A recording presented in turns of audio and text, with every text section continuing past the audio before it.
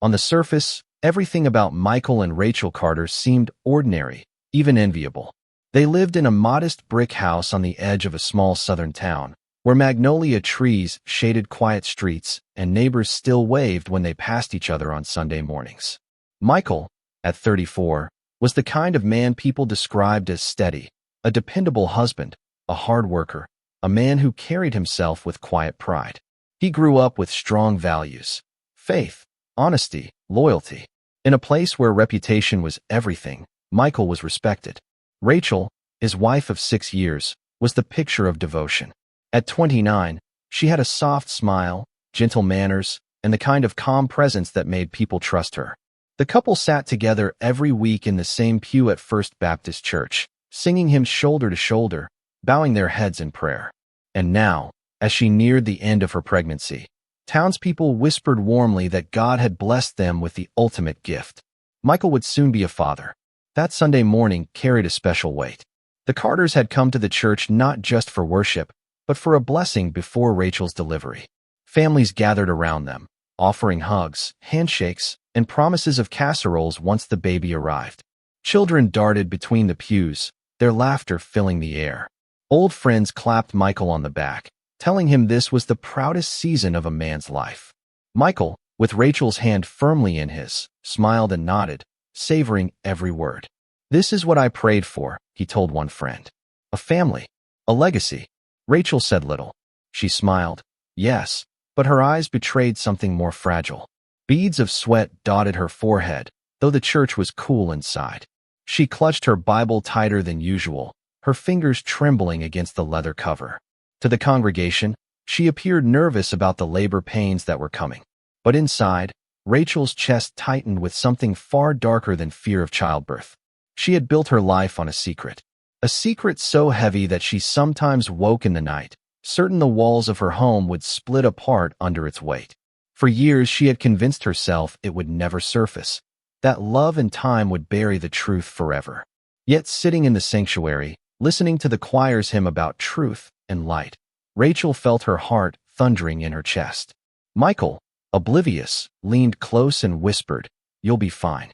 We'll get through this together." She turned to him, forcing a smile, and whispered back, "I know." But she didn't know.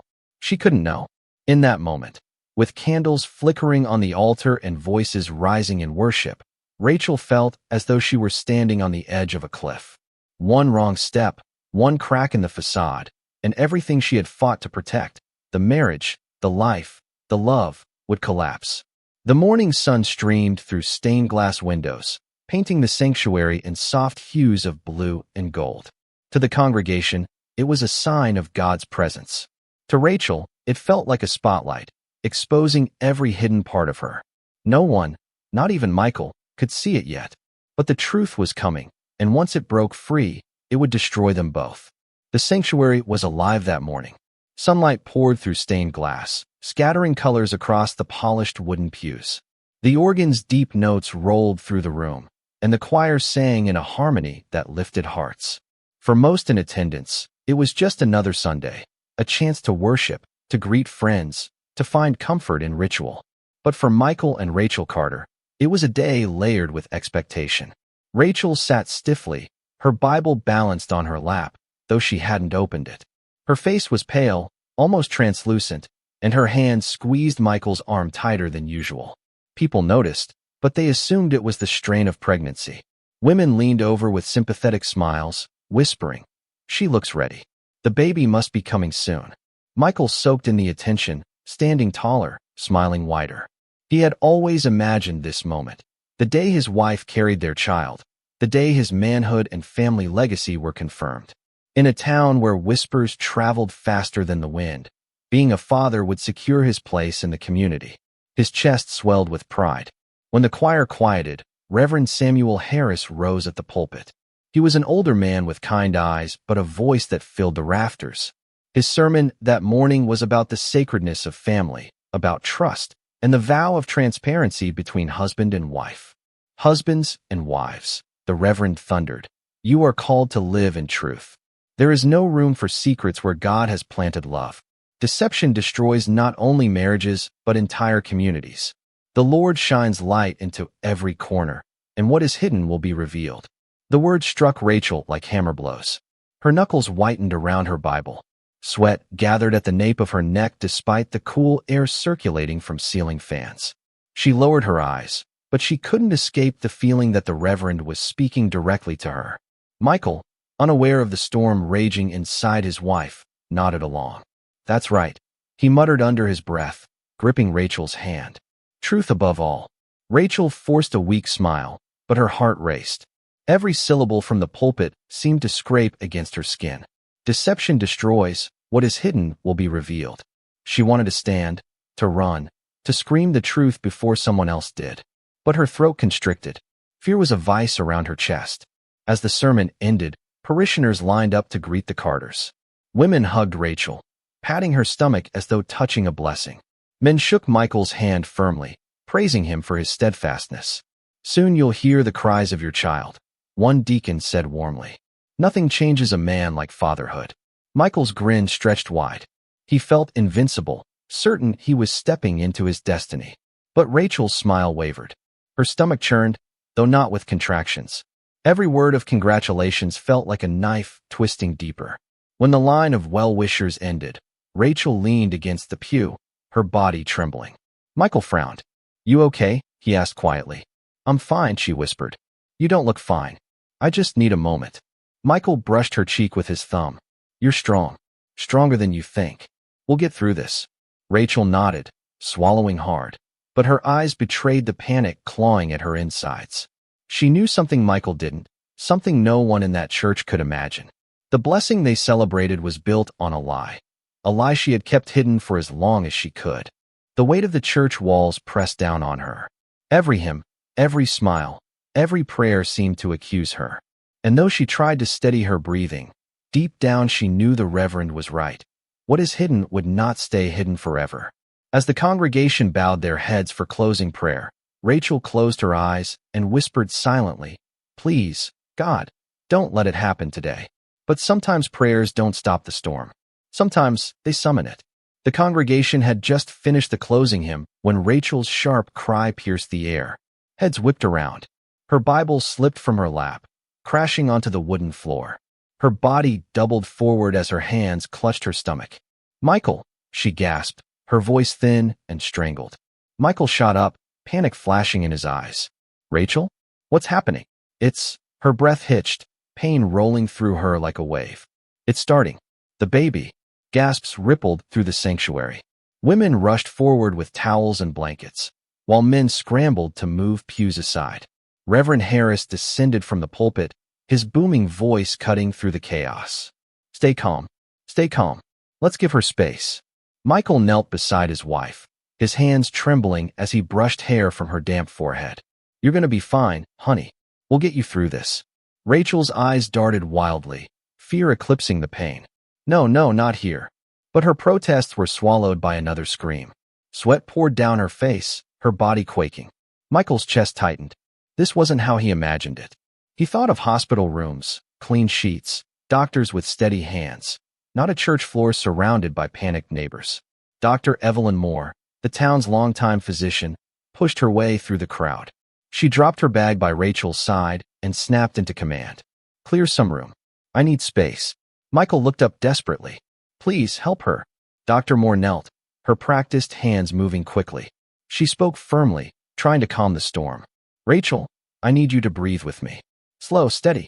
We'll get you through this. Rachel's eyes welled. I can't. Yes, you can. Just focus. The congregation fell silent. The only sounds Rachel's gasps and Dr. Moore's clipped instructions.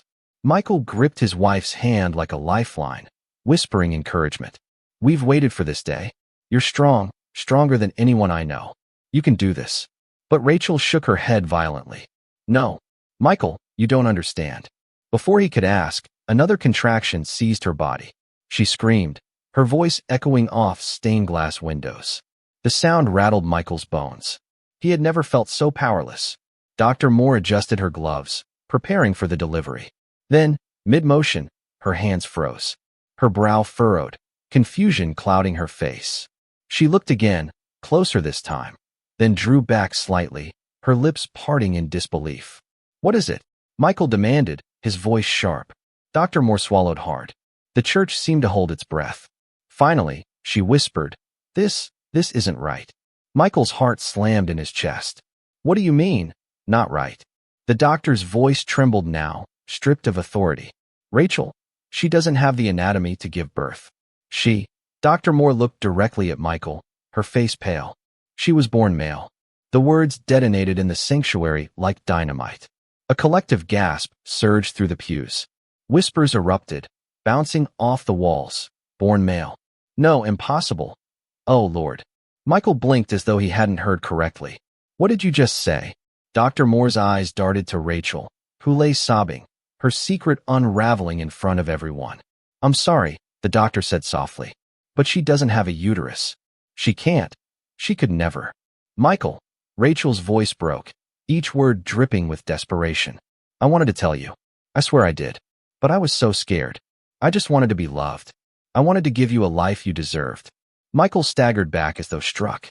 His vision blurred, his chest heaving. You lied to me? All these years." Tears streamed down Rachel's face. She reached for him, but he pulled away. "I thought we had a family," he choked.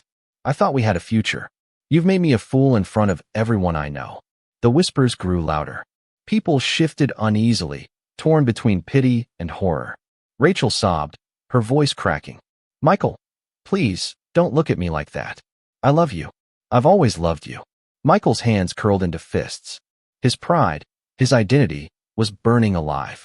In his mind, the image of fatherhood, the legacy he had been promised, was gone, ripped away in a single, merciless revelation. "You love me." His voice was low, dangerous. "You built our whole life on a lie. And you call that love?" Rachel shook her head violently, her body racked with sobs. "I didn't want to lose you. You're all I had. Please." But Michael wasn't hearing her anymore. The church was no longer a sanctuary. It was a stage, and he was the fool at its center. The betrayal seared through him, white-hot, drowning every other emotion. The congregation sat frozen, knowing something irreversible had just cracked open, and whatever came next would change everything. Michael Carter stood frozen, his heart pounding like a war drum in his chest. The words "she was born male" rang through his head, over and over, each echo sharper than the last. His face flushed crimson, his jaw clenched so tight it hurt.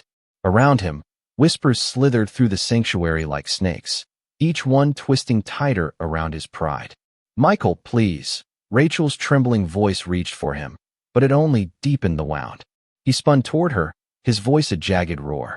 "Don't you say my name. Don't you dare." The congregation recoiled at his fury. Mothers pulled their children closer, eyes wide with fear. Reverend Harris stepped forward cautiously, palms raised. "Brother Michael, this isn't the way. Take a breath. Let's remember where we are." But Michael's ears were ringing. He couldn't hear the Reverend. He couldn't hear anything beyond the roar of betrayal. "You lied to me," Michael growled, his fingers stabbing the air toward Rachel. "You made me believe I was going to be a father. You let me stand in front of everyone, my friends, my church, my God, believing I was a man about to raise his child." His voice cracked, thick with rage. "And all this time you knew." Rachel's tears flowed freely, her hands stretched toward him. "I didn't want to hurt you. I was afraid you'd leave me. Afraid you'd hate me." "Hate you?" Michael's laugh was hollow, chilling. "You've turned my whole life into a joke. Every smile, every kiss, every night we shared, it was a fraud." Dr. Moore shifted uneasily, still kneeling at Rachel's side. "Michael," she said firmly, "you need to calm down. She's in distress. We need to get her to a hospital." "Distress?" Michael snapped, glaring at the doctor. "She's been lying to me for 6 years, and you call her the victim?" "Please." Rachel's sobs cracked through the silence. "I love you. That's never been a lie." Michael stepped closer, his shadow falling over her. His voice dropped to a low, venomous whisper. "Love built on deception isn't love. It's poison." The room was suffocating, the tension palpable. Every eye locked on Michael, on his trembling hands, on the storm brewing in his face. His chest heaved, sweat dripping down his temples as he fought to breathe. His pride, his manhood, felt crushed, trampled beneath the weight of humiliation. He thought of the men in town, the ones who had clapped his back minutes ago, congratulating him on his legacy. What would they say now? That Michael Carter, strong, respected Michael, had been duped for years by the woman he called his wife? The shame burned hotter than fire. You could have told me, Michael spat. You had a chance before we married. Before we shared a bed. Before you let me dream about a future that could never exist. But you chose to humiliate me. Rachel shook her head violently. No, I chose to love you. I chose to give you everything I could. I prayed every night that God would forgive me for hiding the truth. I only wanted to be your wife. Her words might have softened another man, but for Michael, they poured gasoline on the blaze inside him. He felt stripped bare in front of his entire world. Reverend Harris took a cautious step closer. Michael, son, listen to me. This anger will destroy you if you let it. Step back. Let us help. Michael's eyes flicked to the Reverend, then back to Rachel. Destroy me? His voice cracked, louder now, raw and broken. She already has. She destroyed me the day she said, I do, and hid who she really was. Rachel's sobs filled the silence, her voice breaking. I wanted a normal life. I wanted us to be happy. Michael's face twisted, veins pulsing in his temples. Happy? You've left me with nothing but shame. The air grew thick, unbearable. Every second stretched, taut as a rope ready to snap. The crowd sat paralyzed, sensing the edge Michael was teetering on.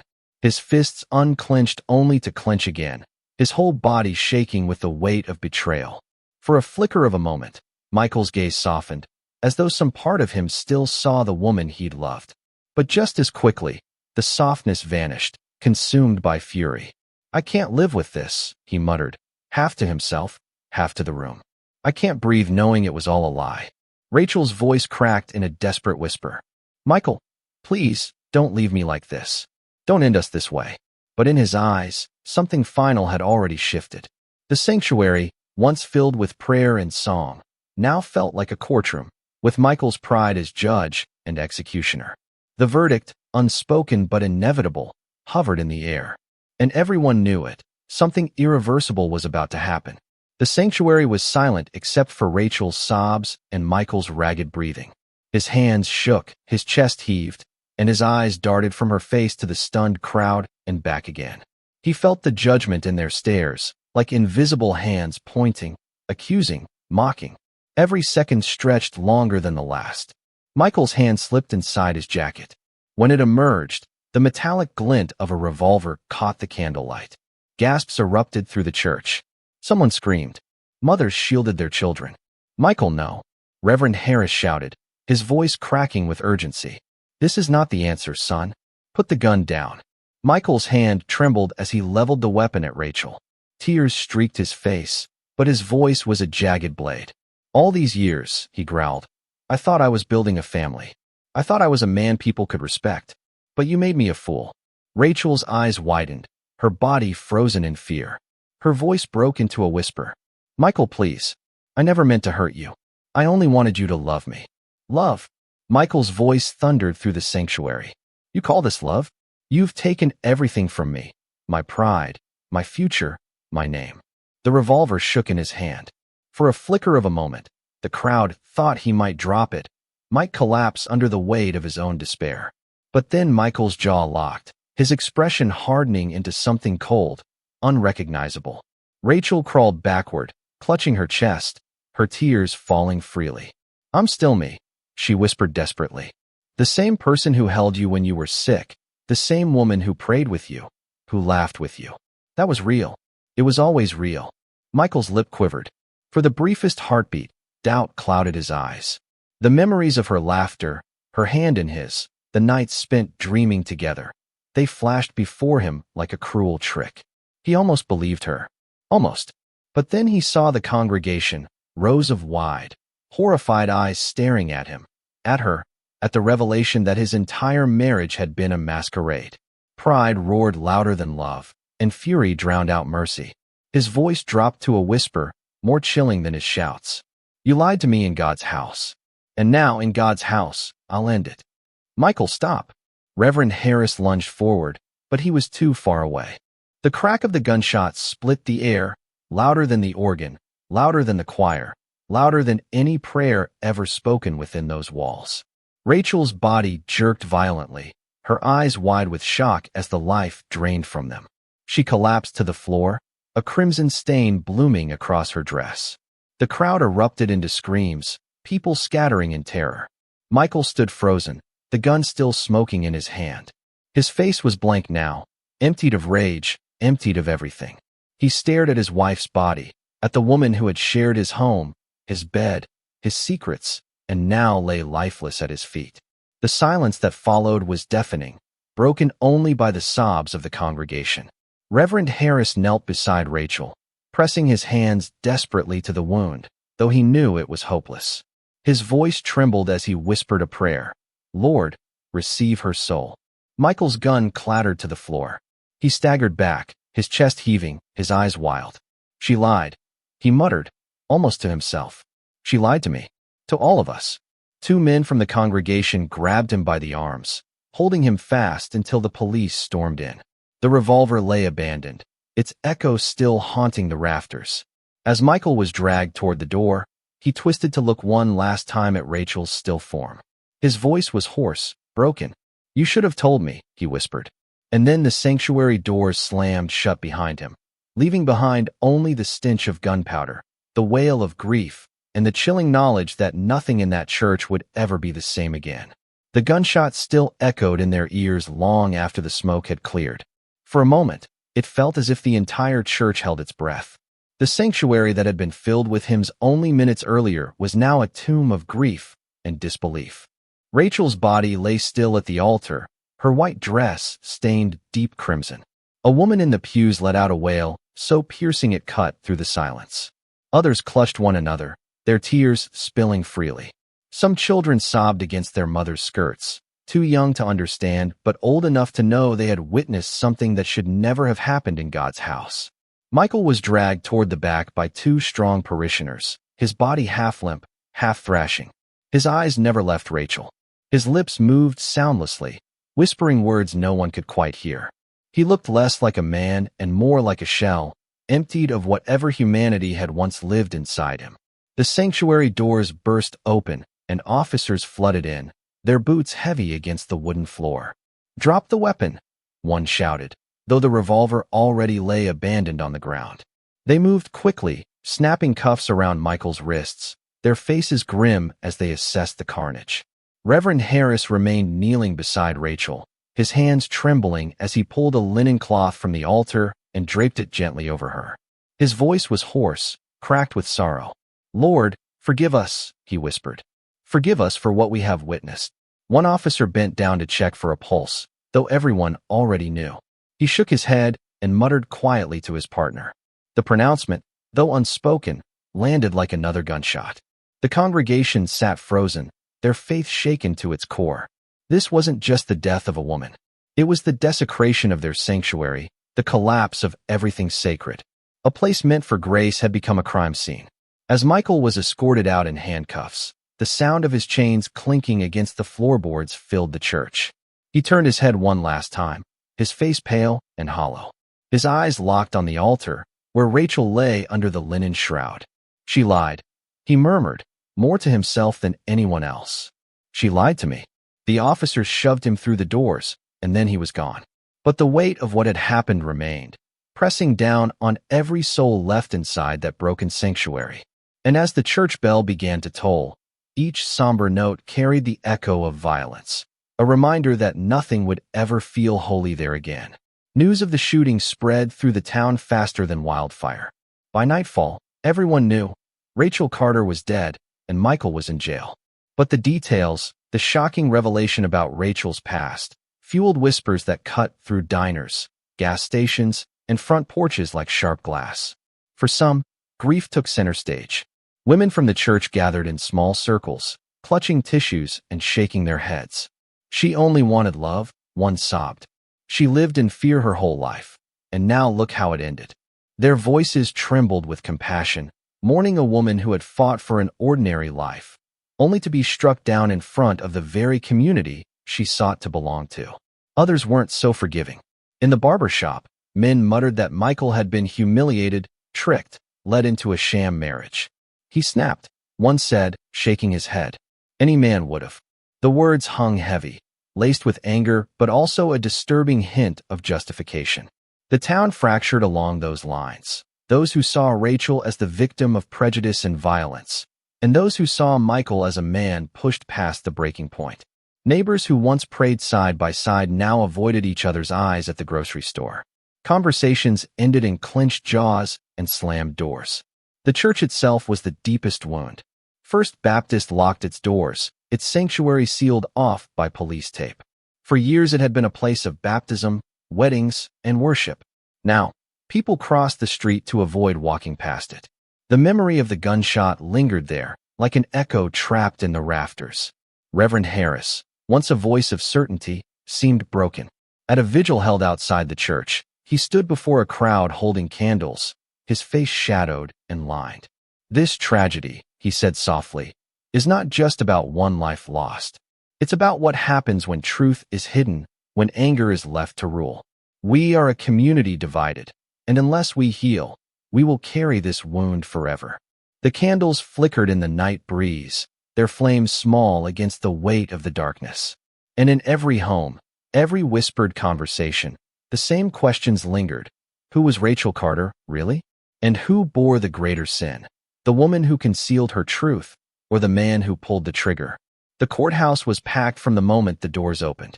Reporters jostled for position, their cameras flashing as deputies escorted Michael Carter inside in an orange jumpsuit, his wrists chained at his waist. His face was pale, drawn, his eyes hollow from sleepless nights in the county jail. Every bench in the gallery was filled. Church members, neighbors, curious strangers from nearby towns. The case had grown beyond one tragedy. It had become a spectacle, a question of morality and truth that split the community in two. The prosecution wasted no time. Assistant District Attorney Claire Benson, a sharp-eyed woman in a navy suit, stood before the jury with fire in her voice. "Ladies and gentlemen, this was not a crime of passion. This was cold-blooded murder. Michael Carter executed his wife in the middle of a church, our most sacred ground, because he could not bear the weight of humiliation. But humiliation is not justification. Betrayal is not a death sentence. Rachel Carter was a human being, and her life was stolen." Her words rang through the courtroom, each syllable pounding like a drumbeat. The jurors shifted, some nodding, some stone-faced. The defense painted a different picture. Michael's lawyer, David Collins, rose slowly, his tone measured, almost pleading. "My client was deceived. For 6 years, he was led to believe he was living in truth, building a family. That lie unraveled in the most public, humiliating way imaginable." He snapped. Was it right? No. But was it the act of a cold-blooded killer? Or a broken man who lost everything in a single moment? He turned to the jury, his voice heavy with gravity. "This is not just about what Michael did, but about why. And if you were in his shoes, betrayed, mocked, shamed, would you not feel that same rage?" Gasps and murmurs rippled through the gallery. The judge pounded her gavel. "Order. Order in the court." Michael sat silently, his hands clasped in front of him. When asked to testify, he stood slowly, his chains rattling. His voice was rough, stripped of strength. "I loved her. I believed every word she told me. When the truth came out, it was like someone ripped the ground out from under me. I wasn't thinking. I wasn't a man anymore. I was nothing." He paused, his eyes darting to the jury. "I didn't mean to be a monster, but she lied to me. And in that moment, I couldn't see anything else." The courtroom was silent, the weight of his words pressing on everyone present. Witnesses were called: Dr. Moore, who revealed the shocking discovery, Reverend Harris, who described the chaos and Michael's rage, and townspeople who recounted the whispers that had divided their community. Each testimony was another layer of the tragedy, another reminder of the devastation that stretched beyond the couple to touch everyone who knew them. Rachel's family sat in the front row, their faces streaked with tears. Her sister wept openly, clutching a photograph of Rachel in happier times. She was more than her secret, she whispered when asked to speak. She was kind, she was gentle, and she deserved to live.